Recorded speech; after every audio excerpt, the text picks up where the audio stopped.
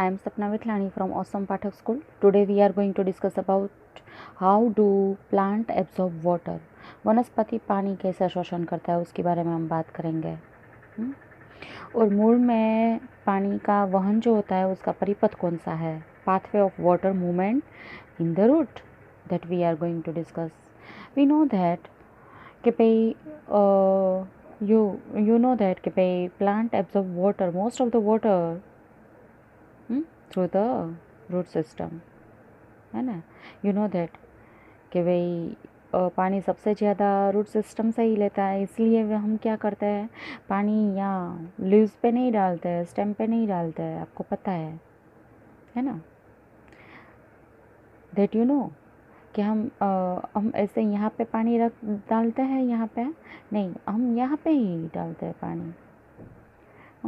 We know that the roots absorb most of the water that goes into the plants. Obviously, that is why we apply water to the soil, not to the leaves.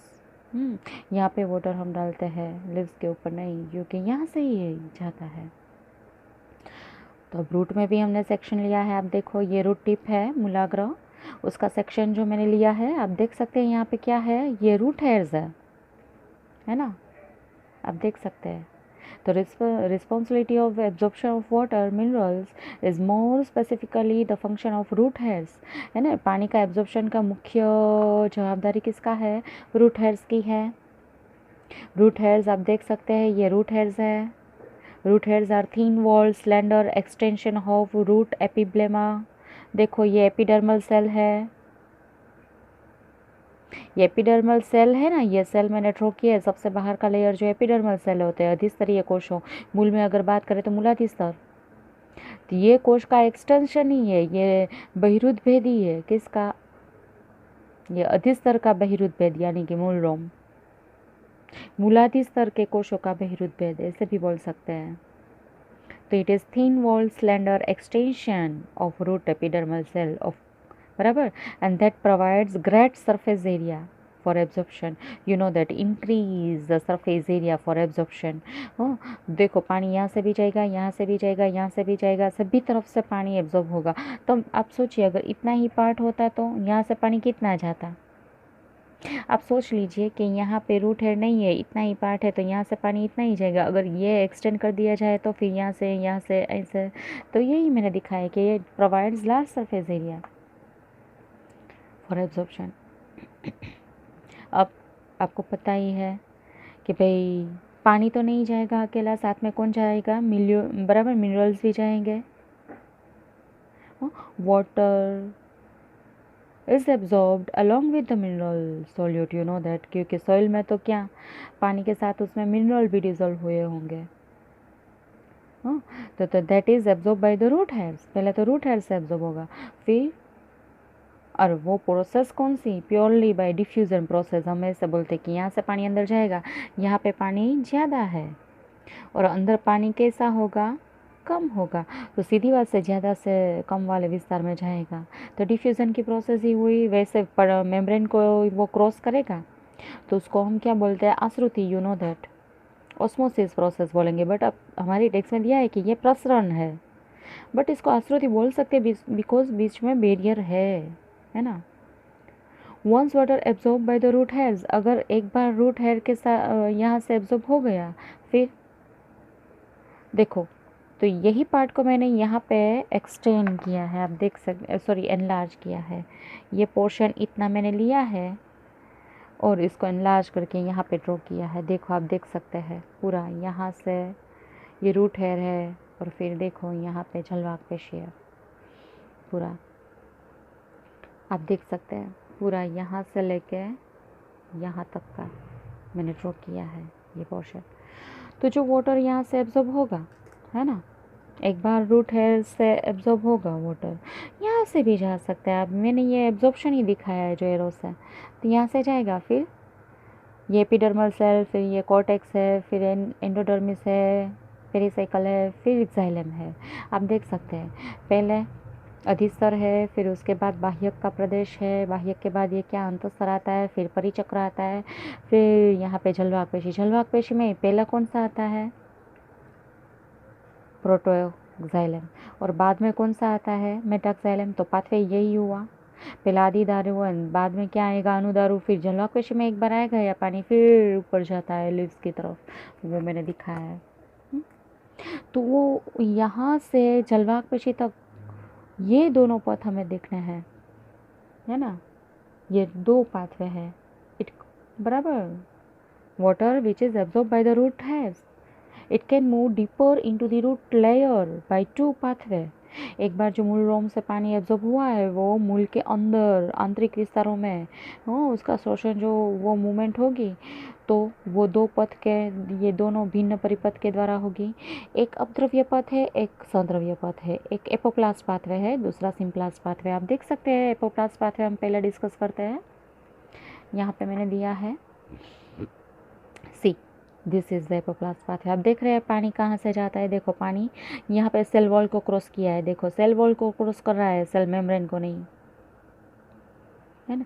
ये cell wall है, ये cell membrane है, ये tonoplast को राजधानी पटल है, देखो सेल वॉल को क्रॉस करता है। और कहाँ से जाता है, दो सेल के बीच में जो स्पेस है इंटरसेल्यूलर स्पेस से जाता है, है ना, आंतरकोशीय अवकाश, ये दोनों। बट कोशस पटल उसको क्रॉस नहीं करेगा। तो अपद्रव्य पथ कैसा पथ है, तो अपद्रव्य पथ यही पथ है क्या, apoplast pathway is the system of adjacent cell walls that is continuous throughout the plant। ये continuous है, यहाँ पे ब्रेक हुआ पर ये एपोप्लास्ट ही होगा। क्यों, क्योंकि ये तो निर्जीवी है, क्योंकि एपोप्लास्ट पाथवे को हम और क्या बोलेंगे, दो परिपथ हम देख रहे हैं। एक तो एपोप्लास्ट पाथवे वो क्या है, नॉन लिविंग पाथवे है, इसको निर्जीव पथ बोलेंगे, और सद्रव्य पथ है उसको लिविंग पाथवे बोलेंगे, जीवन पथ। ये निर्जीव पथ क्यों बोला, क्योंकि यहाँ सेल वॉल निर्जीव है, इंटरसेल्युलर स्पेस में जीवरस नहीं है तो वो भी निर्जीव विस्तार हुआ, नॉन लिविंग स्पेस है, और यहाँ पे अटक जाएगा। फिर यहाँ पे ये नॉन लिविंग है। एक्साइलम कैसे होते हैं, उसके कंपोनेंट जलवाहिनी और जलवाहिनी की, you know that, vessels and tracheids कैसे होते हैं, नॉन लिविंग ही है। तो यहाँ पे फिर एपोप्लास्ट ही मैं बोलूँगी तो पूरे प्लांट में क्या होगा, तो यही परिपथ ज़्यादा है, एपोप्लास्ट पाथवे ही ज़्यादा है ना। तो मैं ये कह सकती हूँ ना यहाँ पे कि भाई apoplast is the system of adjacent cell wall and that is continuous throughout the plant. पूरे प्लांट में यार, पूरे प्लांट में, ये एक जगह को बात करके, यहाँ पे बात करके पूरे प्लांट में होगा। The apoplastic movement of the water occurs exclusively through the intercellular space, मैंने दिखाया है। हाँ, अपद्रव्य पथ से पानी आंतरकोशीय अवकाश द्वारा जाएगा, और किससे जाएगा, और through we can say and through cell wall, और कुछ दीवार से जाएगा एक, और दो बात मैंने कही है, थ्रू दिस और थ्रू दिस, दो तरह से जाएगा बराबर। Movement through apoplast does not involve crossing the cell membrane. मैंने देखो सेल मेम्ब्रेन को क्रॉस किया ही नहीं, ब्लू लाइन जो मैंने डार्क स्केच पेन यूज़ की है वहाँ पे मैंने कहीं भी आपको दिखाया नहीं कि सेल मेम्ब्रेन को क्रॉस कर रहा है पानी, तो ये सेल मेम्ब्रेन को क्रॉस नहीं कर रही है। This movement is depend on gradient. हाँ, ग्रेडियंट यहाँ पे ज़्यादा है सॉइल वाटर, यहाँ पे कम है, यहाँ पे कम था इसलिए ज़्यादा से कम विस्तार में, यानी अकॉर्डिंग टू ग्रेडियंट ढलान के अनुसार होगा पानी का वहन। किस में, एपोप्लास्ट पाथवे में। ये ढाल पर निर्भर होता है, ढलान पे ऊपर निर्भर है ये वहन, है ना। यहाँ पे कोई भी हर्डल क्रिएट नहीं होगा, है ना। Epoplast pathway does not provide any barrier to water movement and water movement is through mass flow। यहाँ पे कोई भी बैरियर अवरोध नहीं होगा, और पानी का वहन एक एक मोलिक्यूल जाएगा नहीं, मास फ्लो होगा। देखो मैंने मास फ्लो यहाँ पे लिखा नहीं बट यहाँ पे लिखा है, ये वाटर मोलिक्यूल ही, आप सोच लीजिए, तो एक साथ जाएंगे। आपको पता है कि भाई दो वाटर मोलिक्यूल के बीच में ये मैंने बॉन्ड दिखाया है, ओफो ब्लर हो जाता है, इसका कुछ नहीं किया जाता, कर सकते हैं हम। देखो यहाँ पे ये दोनों वाटर मॉलिक्यूल, उसके बीच में कौन सा फोर्स होता है, संलग्न बल, कोहेसिव फोर्स होता है। और ये वाटर मॉलिक्यूल और ये वॉल के बीच में, ये वाटर मॉलिक्यूल और ये एक्सैलम की, सॉरी यहाँ पे तो बाह्यक का कोश है, उसकी वॉल के बीच में ये कॉर्टिकल सेल और वाटर मॉलिक्यूल, उसकी सेल वॉल और यहाँ वाटर मॉलिक्यूल के बीच में जो फोर्स होगा वो क्या है, एडिसिव फोर्स। तो ये दोनों फोर्स ही किसके लिए रिस्पॉन्सिबल है, मास फ्लो ऑफ वाटर, पानी का सामूहिक वहन है, that is occurs due to this two force. एक तो दो पानी के मॉलिक्यूल के बीच में संलग्न बल होता है, कोहेसिव फोर्स, और वाटर और ये कोई भी सेल वॉल के बीच में कौन सा फोर्स होगा, अभिलग्न बल, एडिसिव फोर्स। ये दोनों फोर्स की वजह से ये सब मॉलिक्यूल साथ में ही जाते हैं, तो यहाँ से पानी एक साथ में ही जाएगा, है ना। तो सामूहिक वहन से होता है। अब देखो पानी यहाँ से यहाँ तक गया, फिर तो आगे ये पाथवे से जाएगा, है ना, फिर तो आगे दूसरे पाथवे से जाएगा, क्योंकि ये मैंने यहाँ पे हर्डल ड्रॉ की है। यहाँ पे यू कैन सी अंतस्तर में क्या होता है, कास्पेरियन स्ट्रिप का डिपोजिशन है यहाँ पे, कास्पेरियन स्ट्रिप है यहाँ पे, that is made up of suberin material that is impermeable for water.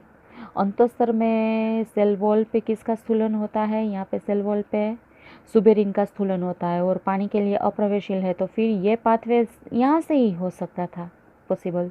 तो यहाँ से तो पानी नहीं जाएगा, तो अब पानी को इस तरफ से जाना होगा और इस तरफ से जाना होगा, तो इस तरफ से जाएगा यानी कि मेम्ब्रेन को क्रॉस करेगा, तो फिर कौन सा पाथवे बोला जाएगा, संद्रव्य पथ बोला जाएगा। ये दूसरा पाथवे ये मेम्ब्रेन को क्रॉस करेगा। बट पानी यहाँ जाता है, तो आप देखो मैंने एक बार जाइलम के पास पहुँचेगा और फिर कहाँ पे, यहाँ पे पहुँचेगा, तो आप देख सकते हैं पानी एक जाइलम में से किस में आता है, यहाँ इंटरसेल्यूलर स्पेस में, अंतरकोशीय अवकाश में। और कहाँ, तो कि भाई स्टोमाटा थ्रू एटमॉस्फेयर में जाएगा, ये स्टोमाटा है, मैंने लिखा नहीं है बट ये स्टोमाटा है, वायुरंध्र। तो पानी यहाँ से लॉस होगा और यहाँ इंटरसेल्यूलर में, वहाँ से इवोपरेशन होगा, यानी कि यहाँ की जल क्षमता घटेगी, यहाँ का वाटर पोटेंशियल डिक्रीज होगा, तो प्रेशर यहाँ पे क्रिएट होगा, स्ट्रेस क्रिएट होगा, वो स्ट्रेस इस तरफ डेवलप होगा, वो टेंशन जो है इस तरफ डेवलप होगी इस तरफ, पूरा इस तरफ डेवलप होगी ये टेंशन इस तरफ, up to the soil water. तो पानी ज़्यादा से ज़्यादा इस तरफ आएगा, टेंशन यहाँ से क्रिएट होगी। as water evaporate into the intercellular space and then into the atmosphere, फिर एटमॉस्फेयर में, hence क्या होगा, tension develop into the continuous. ये कंटिन्यूस पानी की स्ट्रीम थी, यहाँ से यहाँ, फिर भले ना ऐसा हो, तो ये कंटिन्यूस स्ट्रीम थी वाटर की, उसमें क्या होगा, टेंशन क्रिएट होगा। मैं यहाँ से ये स्ट्रीम देखो दिखाती ही हूँ, ये ऐसे जाने ही वाला था पानी, ये स्ट्रीम थी ही वाटर की, ये वाटर की ही स्ट्रीम थी। फिर यहाँ से तो दो ही पथ आ जाएगा ना, दो ही पथ में कर सकती हूँ इस तरफ। तो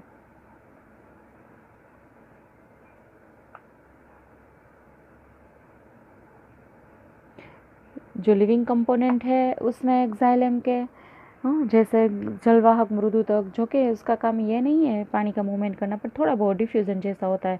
बाकी मेन तो क्या, यहाँ से एपोप्लास्ट पाथवे ही है, तो ब्लू वाला ये स्ट्रीम में क्या होगा, यहाँ से उल्टा टेंशन क्रिएट होगा, उल्टा वो पेन से ड्रॉ किया है मैंने लिखा है, tension develop in a continuous stream of water.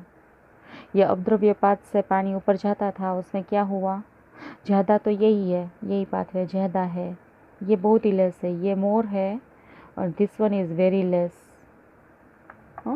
तो उसमें तनाव उत्पन्न होगा,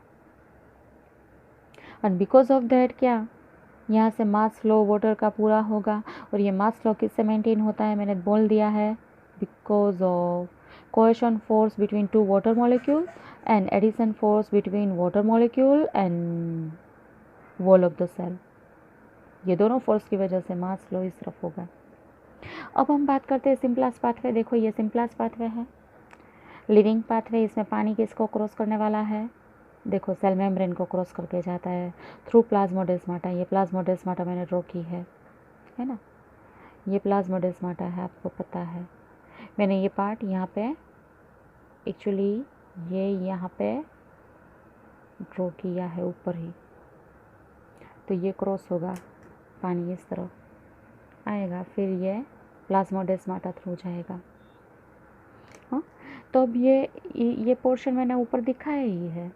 देखो सिंपलेस्ट पाथवे यानी symplastic system is the system of interconnected protoplasm means protoplast.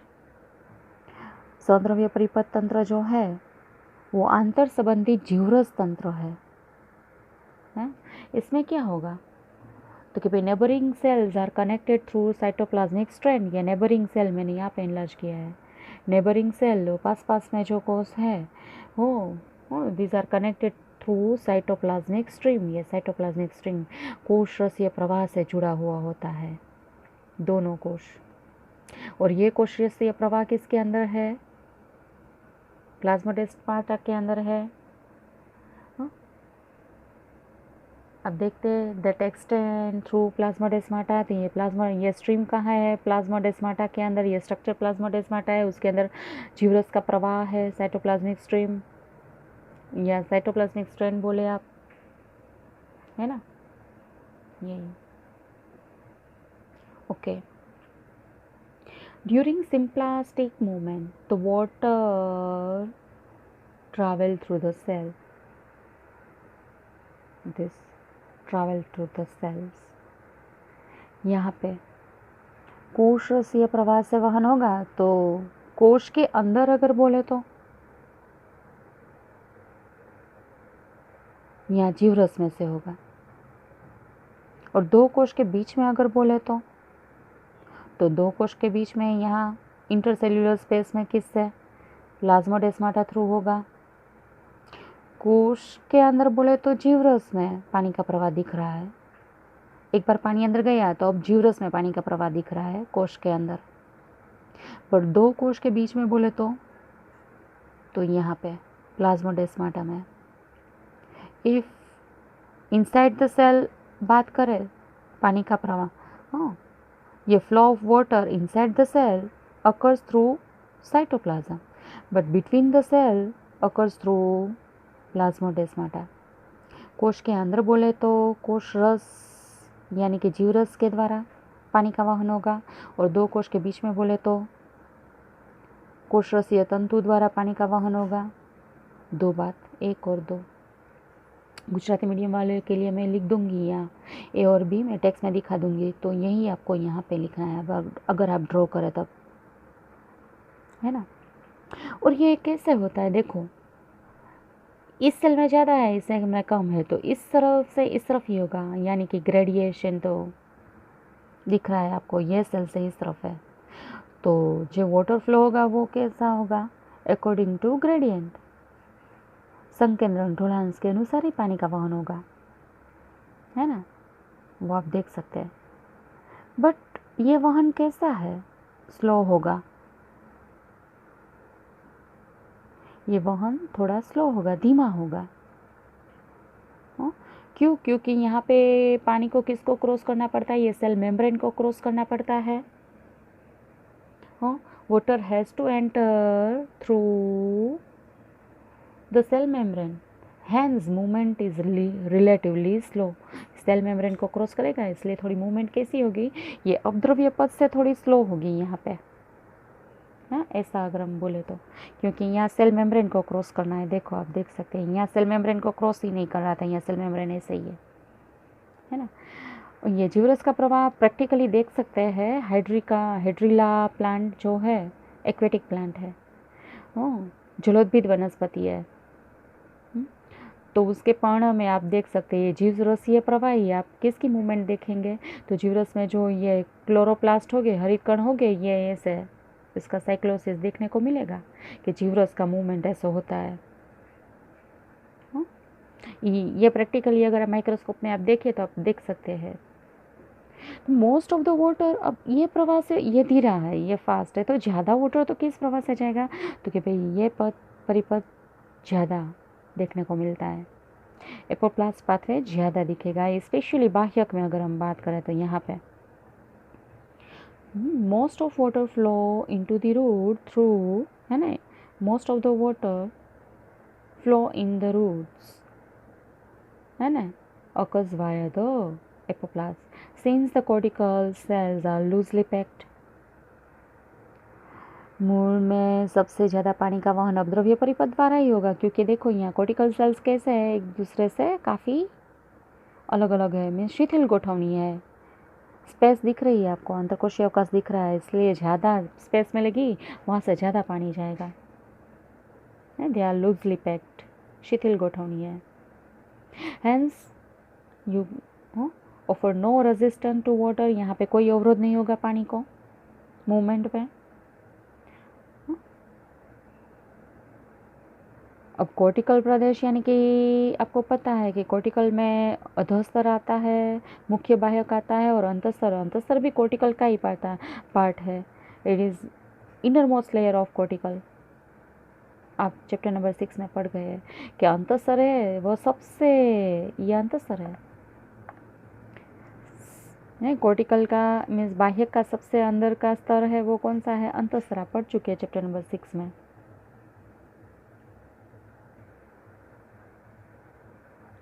बाह्यक, अगर बाह्यक की बात करें, मैं आपको कहती हूँ बाह्यक 3, अधस्तर यानी कि हाइपोडर्मिस,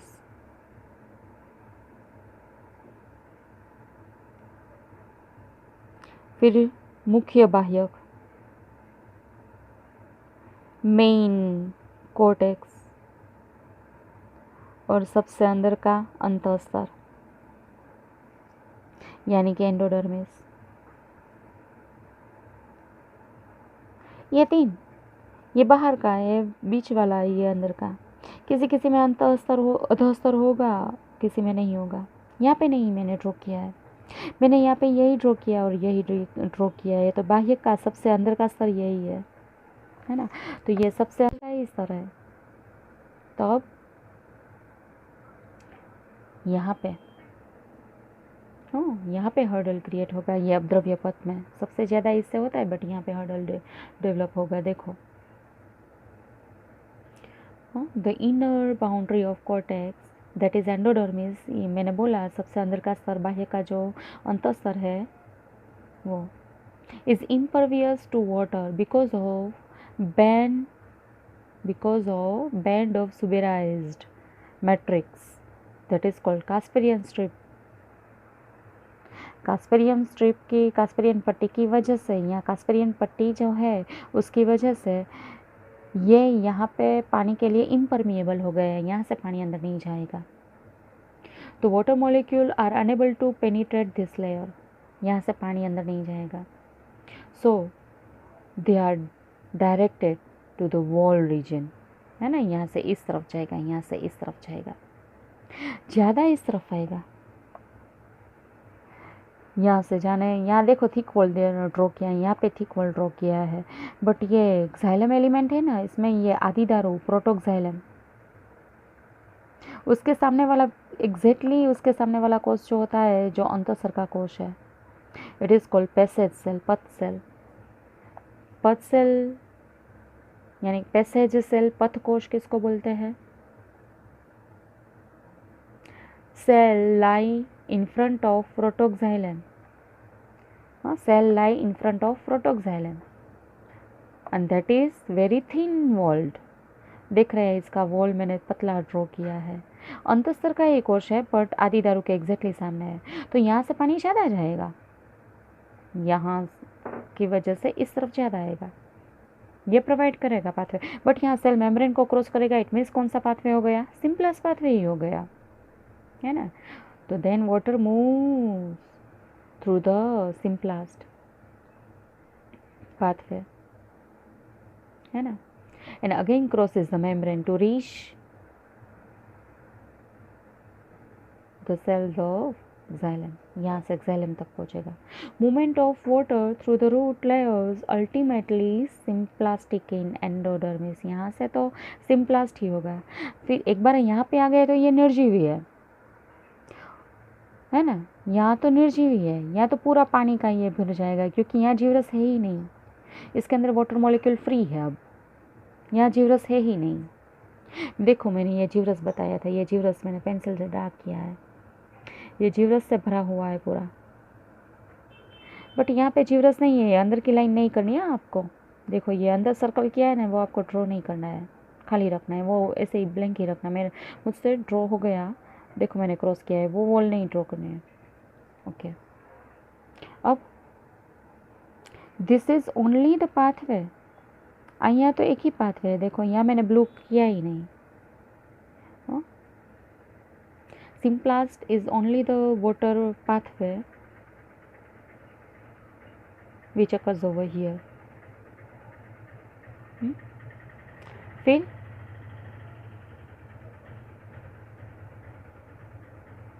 यहाँ से सिम्प्लास्ट पाथवे से ही यहाँ पे आएगा वास्कुलर सिलेंडर तक, वास्कुलर सिलेंडर तक। तो ये जो है ना मैंने वही दिखाया है यहाँ पे। देखो ये एक एपिडर्मल सेल है तो पानी गया, फिर ये कोर्टिकल सेल है तो कितने सारे में से मैंने एक ही ड्रॉ किया है, फिर ये एंडोडर्मिस मैंने यहाँ पे ड्रॉ किया है, एक सेल ये पेरिसाइकल का ड्रॉ किया और एक xylem का ड्रॉ किया है। आप देख सकते हैं यहाँ कास्पेरियन स्ट्रिप है। देखो ये एपोप्लास्ट पाथवे सेल मेम्ब्रेन को क्रॉस नहीं कर रहा है, बट यहाँ पे हर्डल डेवलप हुआ, आगे नहीं जाएगा, यहाँ से पानी इस तरफ जाएगा, है ना।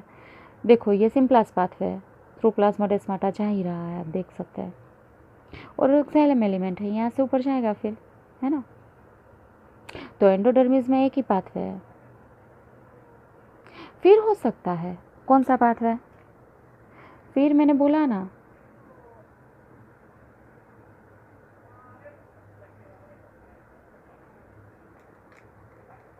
है ना, यहाँ पे एक ही पाथवे होगा। चलो आगे। Once inside the xylem water is, बराबर ना, अगेन फ्री, यहाँ पे फ्री है वाटर मॉलिक्यूल पूरे, क्योंकि ये नॉन लिविंग रीजन है। यहाँ पे एक बार जलवा के अंदर पानी पहुँच गया, फिर यहाँ तो कोशों के बीच में पानी और कोशों के आर पार वहन करने के लिए स्त्री कैसा है, फ्री है, यहाँ पे वाटर मॉलिक्यूल फ्री है। हाँ, अब यह यंग ही रूट आप समझ लीजिए। In young root water enter directly into the xylem vessels और ट्रैकेट्स, आप यंग रूट ही समझ लीजिए, ये डायरेक्टली बोल सकते हैं। इसमें यहाँ पे बाह्य वल्क डेवलप नहीं हुआ। अगर वृद्ध प्लांट होगा, बहुत ही ज़्यादा एजेड प्लांट होगा, तो उसमें क्या होगा, तो ये सब रीजन कैसा होगा, ये सब रीजन यहाँ तक कैसा होगा, डेड रीजन।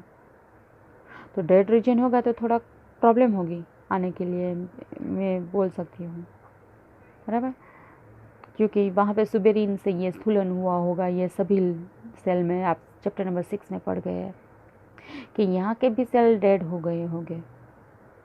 तो डेड हो गए सेल, यहाँ पूरा वो छाल बन जाती है, आपको पता है ना। तो वो बार्क ऑफ द ट्री वो कैसा होता है, डेड होता है, और वो सुबेराइज्ड होता है, उसकी वॉल कैसी होती है, वहाँ पे सुबेरिन का स्थूलन होता है, और वो पानी के लिए कैसा हो जाएगा, इम्परमिएबल, थोड़ा कठिन है पानी। ये तरुण ही प्लांट मैंने ड्रॉ किया है, इसमें डायरेक्टली यहाँ पे पहुँच गया है। ओके,